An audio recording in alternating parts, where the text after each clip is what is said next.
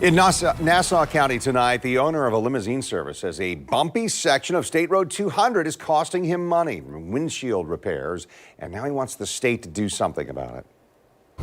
What would you like to see the state do? Fix the road.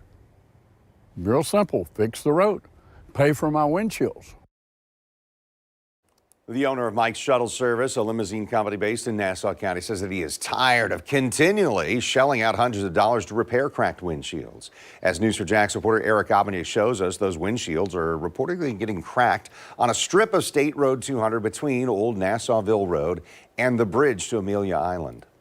Mike's Shuttle service consists of 13 different vehicles suited to the needs of customers who must get from point A to point B. But owner Thomas Hargrove says since last year, several of his vehicles have sustained windshield cracks.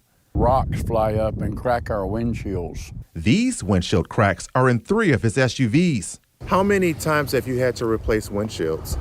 About 4 times in the last year, in the last 6 or 8 months.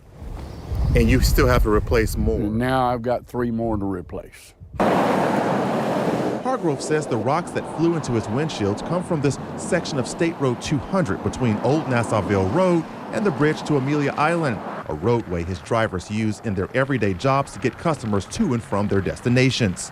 The road is just coming apart where the pulpwood trucks and all is tearing it up. Now, I needed to see the road conditions with my own eyes, so I went for a drive. This section of State Road 200 is neither a quiet drive nor a smooth drive. In fact, the roadway is so raggedy that you can clearly see parts of the upper asphalt that are completely gone. After driving on this road, I reached out to the Florida Department of Transportation to see if they were aware of the roadway conditions and complaints. A spokesperson issued this statement that reads in part, "Roadways over time undergo wear and tear due to a number of factors, including traffic volume, weather conditions, and environmental impacts. This is especially the case for State Road 200 due to the increased growth and number of commercial vehicles that use the corridor. As a result, conditions may begin to diminish, affecting the overall quality and performance of the road surface. To that end, the resurfacing of State Road 200 corridor between O'Neill Scott and the Shave Bridge is expected to begin in fall of 2025. The project is fully funded and will include improvement to the bridge as well as resurfacing of the asphalt in question."